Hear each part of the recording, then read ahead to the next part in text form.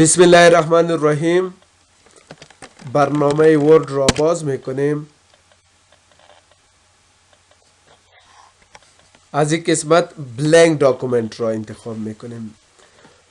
ببینین در فایل منو در قسمت انفو موضوعاتی که ما شما امروز میخوانیم اینی موضوعات است که پروتکت داکومنت است، چک فور ایشو اند منیج ورژن است. در پروتکت داکومنت داخل اینی آپشن است که تمام شما میخوانیم. اولین چیزی که هست گفته مارک از فاینل. ببینین مارک از فاینل که هست می فایل موجوده را به شکل فاینل قرار میده، یعنی تنها به خواندن تنظیم میکنه که ما آن را مطالعه نماییم، در آن کدام تغییر نبیاریم. خیلی چی میکنیم؟ میایم در قسمت بک معلومات نوشته میکنیم مساوی RND کاو شروع کاوز بسته انتر. فعلا ببینین این فایل آیا امروی ما سیو است؟ نیست. هرگاه شما از این قسمت بیاین مارک از فاینل را انتخاب کنین، اینجا مسیج میده میگه this document will be marked as a final and then saved. اول مارک از فاینل میشه، بعد از او چی میشه؟ سیو میشه. خیلی را اوکی کن. زمانی که اوکی کردی میگه در کجا میخوایی سیو شد، میگیم روی دسکتاپ یک نام میتیم به نام DIT. اوکی میکنیم. ببینین فایل مارک از فاینل شد. اینجا مسیج هم داد. مسیج چی هست؟ انفارمیشن هست. ایره کلیک کو سه کو تغییر دش میه، آیا تغییر دی میه پاک میکنیم میشه؟ نخیر. چرا؟ ده اینجا گفته this modification is not allowed because the selection is locked. اینه اینجا مسیج میتانه. ببینین این رید اونلی است. این را تنها تو استدی کرده میتونی، دی تغییر آورده نمیتونی. اگر بازم خواسته باشین دی تغییر بیارین edit anywhere را کلیک کنین. زمانی که این را کلیک کردین بازم میتونی دی تغییر بیارین. این را خو انشالله فهمیدین. میم سری آپشن بعدی گفته encrypt with password. سه کنین.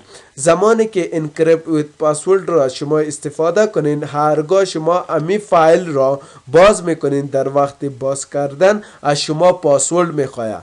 بدون پاسورد شما این فایل را باز کردن نمیتونین. خیلی میایم فایل منو، در فایل که آمدیم برش میگیم encrypt with password. زمانی که ای را کلیک کردیم اینجا پاسورد میخواه، میگیم خان. پاسوردش چی است؟ خان یا DIT.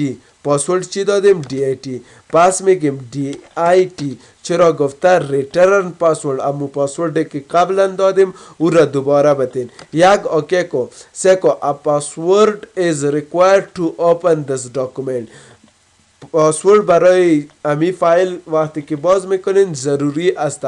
چرا؟ ریکوایر شد. یک چیزی که ریکوایر باشه او باید در اونجا انتری شود. خیلی را فعلا سه کو ده انتری میشه. چرا؟ این با کدام پاسورد است؟ وقتی که شما این فایل را باز میکنین اون وقت اینی از شما پاسورد میخواه. این را کلوز میکنیم، سیو میکنیم. سه کو وقتی که پاسورد بتین امی سیو هم یک ذره وقت میگیره. میبینین یک چند دقیقه واری وقت میگیره. میبینین آلی سه کو فایل ما این نیست. این را اوپن میکنیم. میم ده قسمت برش میگیم اوپن. آلی پاسورد میخواه یا نه؟ ایره ما شما اگر پاسورد غلط بتیم قبول نمیکنه. ببینین پاسورد دادیم، یک اوکی میکنیم. غلط است پاسورد. the password is incorrect. پاسورد چی است؟ غلط است. اوکی میکنیم. این فایل را کلوز میکنیم. چرا؟ ضرورت نداریم. دوباره میایم کجا؟ اوپن. پاسورد درست میتیم DIT. اوکی میکنیم. سه کو فایل امروی ما شما باز میشه. فهمیده شدنه. میایم پاسورد از این را چی میکنیم؟ از بین میبریم. اینجا میایم encrypt with password یا را پاک میکنیم. اوکی. ببینین پاسورد چی شد؟ از بین رفت. پاسورد دیگه که هست گفته است restrict editing. ببینین هرگاه خواسته باشین ده ای فایل کس تغییر نبیاره و یا دیزاین از این کس تغییر ندهد، چی میکنین؟ از قسمت اینفو در قسمت رستریکت ادیتینگ استفاده میکنین. کمی کلیک کرده ببینین اینجا آپشن میاد چی گفته؟ رستریکت ادیتینگ. اینی آپشن اولی کی هست؟ گفته لیمیت بالای چی اپلای میکنه؟ بالای امی دیزاین فارمتش اینا لیمیت فارمتینگ. اینا کمی کلیک کردی اینجا آپشن فعال میشه.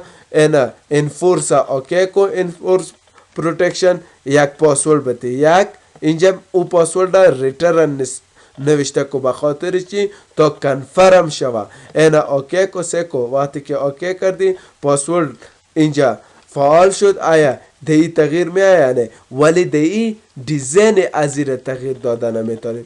تغییرات دیش می آیا پاک میکنی انزرشن میکنی هر کار میکنی ولی دی کدام تغییراتی که بود او را ما شما تغییر داده نمیتونیم. پس برش میگم نه تغییر میتیم دیزاینش. اینا کلیک کو سکو دیزاین ازیر آلی میتونین شما تغییر بتین به اینی شکل.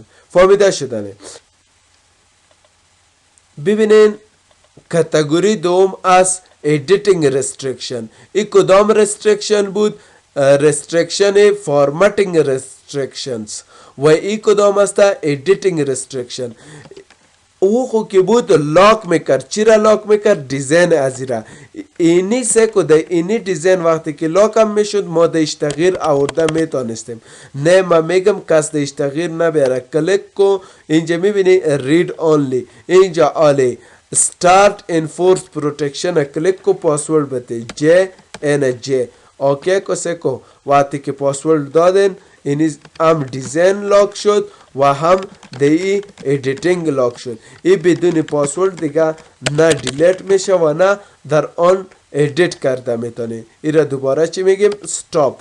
پاسورد چی بود؟ جه اوکی کو دوباره چی میشه؟ آن میشه. ای را انشالله فهمیدین نه؟ کلوز میکنیم. میایم سر موضوع دیگه گفته restrict accesses. ببینین هرگاه شما بالای یوزرهای خود یک لیمیت می اندازین یعنی به هر یوزر یک لیمیت میتین یک رایتس میتین بعد از او از restrict access استفاده کنین. کدام یوزر کپی کنه ادیت کنه ای فایل را ای را پرینت کنه پس از این قسمت شما استفاده کرده میتونین. فهمیده شدنه؟ آپشن دیگه که است اد ا دیجیتال سیگنچر.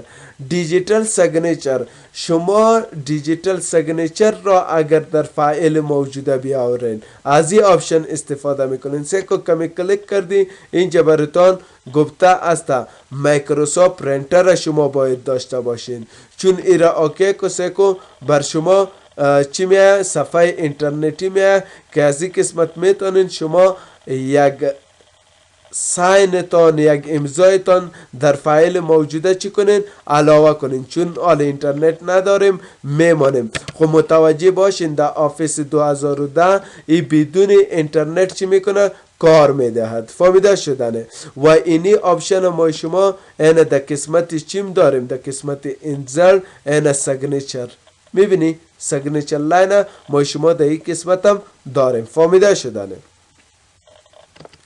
میایم فایل در قسمت خود کدام سوال نیستم. خوب صحیح فهمیدین پروتکت داکومنت را. موضوع دیگه که است گفته چک فار ایشو.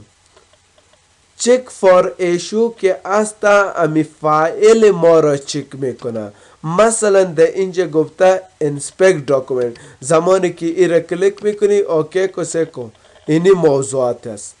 سیستانه به طور مثال اگر ما اینجا کومنت داشته باشیم یا دبل کلیک میکنیم هیدر دادیم اینجا چی دادیم هیدر دادیم اینجا میایم اینی تکس پنهان میکنیم فونت پراپرتی در قسمت که آمدیم اینی را چی میگیم هایدن تکس پنهان کردیم در اینجا یک کومنتس میتیم در کجا میایم در قسمت انزلت در انزلت که آمدیم یک کومنتس دادیم و همچنان ما شما در اینی قسمت وقتی که این را کومنتس دادیم میایم پایان تر از این یک شیپ را میگیریم این شیپ را گرفتیم اینی را ما شما از قسمت سلکشن پن هاید میکنیم. چی میکنیم؟ هاید میکنیم. ببینین ما میخوایم این را چک کنیم که در این فایل کامنت استفاده شده نشده، کدام تکس هاید شده یا نشده. به خاطر امی موضوعات ما شما از این استفاده میکنیم. در پراپرتی میایم یک ذره پراپرتی برش میتیم. یعنی اینی تایتل اینی موضوعات است. این را خب ما شما میخوانیم تنها بفهمین. کلوز میکنیم. زمانی که کلوز کردیم میایم در فایل برش میگیم چک کو انسپکت داکومنت. اوکی بگو، یک اوکی کو سکو. ببین گفته در اینجا کامنت چی شده؟ در فایلتان کار شده. در اینجا چی گفته؟ داکومنت پراپرتی در اینجا استفاده شده در فایل موجوده. تاکس پن اپسم در این فایل چی استفاده نشده و کلپس هیدینگ هم استفاده نشده. اینجا پایان بیا هیدر تنها در ای فایل استفاده شده، فوتر نشده، واترمارک استفاده نکردیم. یک آبجکت ما شما هاید کردیم انه اون در ای قسمت استفاده شده و تکس هم استفاده شده. به طور مثال سکو ای فعلا چک استانه میایم ایرا کلوز میکنیم. اینجا یک هیدینگ میتیم، اینا کلیک کن کابل، اینی کابل کلیک کن هیدینگ یک. هیدینگ یک وقتی که ساختیم میخوایم اینی آپشن چک کنیم، بیایم در ای پراپرتی ازی برش میگیم کلپس. سکو جزئیات ازی پنهان شد انه میایم برش دوباره چک فار ایشو اوکی کو اوکی. یک بار دیگه چک کو سکو. ببین کلپس هیدینگ هم چی میشه؟ فعال میشه. همین شکل تمام ازیا را شما چک کرده میتونه. من میگم خیچی را از بین ببر، کامنتس را از بین ببر، دیگه چی را از بین ببر، پراپرتیش هم از بین ببر، کلپس هیدینگ هم از بین ببر و دیگه هیدر که باشه اورم از بین ببر و او تکس که آبجکتی که پنهان باشه اورم همراه با تکس که پنهان باشه کلش چه میکنه؟ از بین میبره. ریسپکت بکن انسپکت. وقتی که ایرا کلیک کردی سکو هیچ چیز اینجا سرچ نمیشه. فهمیده شدی موضوعانه؟ تنها چک میکنه که در فایلتان هیدینگ استفاده شده یا خیر. دیگه مثلا کومنتس، هیدر، این موضوعات هستن که شما چک کرده میتونین. سوال دارین در قسمت؟ سوال خو ندارین. میایم سر موضوع دیگه چک اکسسیبیلیتی. ببینین هرگاه شما اکسسیبیلیتی از این فایل را پریویو نماین یا چک کنین از این قسمت استفاده میکنین. فایل انفو چک اکسسیبیلیتی. فعلا اکسسیبیلیتی کدام مشکل داره؟ نخیر. هرگاه شما مثلا اینجا یک آبجکت یا یک شیپ را درا کنین اونجا بر ما شما یک چی میته؟ ایرور میته. یا ای را دیلیت میکنیم یک تصویر میاریم سکو اونجا خور ایرور داد، ولی اگر تصویرم بیاره بازم یک ایرور میته سکو. میبینی اینجا گفته missing alt text. alt text به معنای alternate text می باشه. ولی ای را ما شما چطور از بین ببریم ای ایرور؟ رایت کلیک کو فارمت پیکچر بیا. در فارمت پیکچر که آمدی از این قسمت شما در این قسمت میبینی در اینی قسمت که آمدی چی نوشته است؟ alternate text. ای را کلیک کو یک تایتل بده. چرا اونجا alternate text و یا alt text نبود؟ اینا مثلا alt text که میتی اونجا چی میشه؟ acceptable میکنه و accessibility لا چی میکنه؟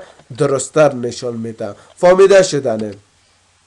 دوباره ایرم دیلیت میکنیم. میایم سر آپشن دیگه. آپشن دیگه که است گفته چک کمپیتیبیلیتی. ببینین چک کمپیتیبیلیتی که است برای چک کردن امی فایل ما استفاده می شود.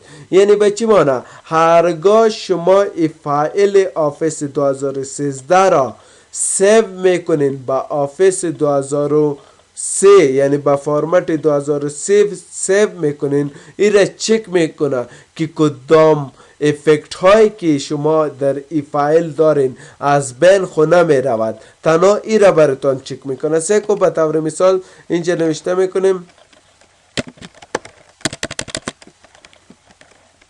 افغانستان. اینی را کلیک کن، یک ذره بزرگ میکنیم به این شکل. از این قسمت اینا هم از اینجا میشه، اینجا خورد اینا بزرگ. اینجا یک افکت میتیم. ببین اینی افکتی که ما اینجا دادیم ایده آفیس 2003 نیست. چرا؟ ایده ورژن چی آمده؟ جدید آمده. حالی اگر این فایل را ما سیو میکنیم در کدام فرمت؟ 2003 کو در سیو از میم براوز.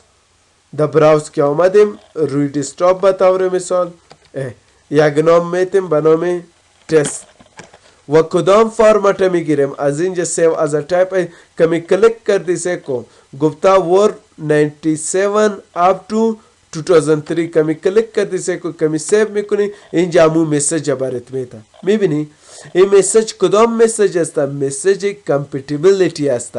compatibility checker. اینجا گفته effect on text will be removed. این تکست که افکت داره این چی میشه؟ از بین میره. هم از اینجا میتونین چک کنین در وقت سیو کردن و هم میتونین در این قسمت بیایید چک فار ایشو چک کمپیتیبیلیتی را کلیک کنین. کمی کلیک کردی سیکو امو میسیج میده و یا کدام افکت های دیگه که باشه اونو را برات میگه که اینی خو از بین میره. بازم اختیار دارین سیو میکنین، باز مربوط به خودتان است. فهمیده شدنه؟ میم سر آپشن آخری گفته منیج ورژن. منیج ورژن چی میکنه؟ امی فایل هایی که سیو نشده باشد او را ریکور میکنه. اینا کمی کلیک کردی این فایل ها چی هسته؟ سیو نشده، یعنی پروگرام سرش بسته شده و سیو نشده و یا کامپیوتر گل شده. در وقت امو گل کردن ای چی شده؟ سیو نشده. ای ان سیو است. به طور مثال اینی فارم است. اینی چی گفته؟ استودنت ریزلت فارم. کمی اوکی کردی امو فایل چی میشه؟ باز میشه. وقتی که ای باز شد اینجا مسیج میده فعلا خود سیو نشده recovered unsaved file. ای را سیو بکن در هر جایی که سیو میکنی دیگه ضرور نیست که شما ای را ریکور کنین. این سیکو فایل امرای ما چی میشه؟ سیو میشه. یا کلوز کو فایل دیگر را شما ریکور کنین. بیاد این قسمت برش بگو recover unsaved file. مثلا اینی فایل را ما شما ریکور میکنیم. این اوکی کن. وقتی که ای را کلیک کردی یک فایل است میتونی ای را سیو کنی. ما میگم نه سیو نمیکنیم، اسکیپ میزنیم. یک فایل خالی است. امی تو هر فایلی که باشه شما او را ریکور کرده میتونی. ما میگم نه اینی را ببین وقتی که سیو نکنی اینجا مسیج میده recovered unsaved file. فعلا چی شده؟ سیو نشده. یک مسیج داد. حالی کلیک کوی ای را برش بگو سیو از میشه که ای را شما سیو کنین. این ریپلیس بگو او چی میشه؟ سیو میشه و او مسیج هم از اونجا او رنگی که داشت از بین میره. ای را انشالله فهمیدین. سوال دارین در قسمت؟ ادامه شب خیر با شما فردا میخوانیم. سوال خود ندارین ای را کلوز میکنیم، سیو نمیگیم.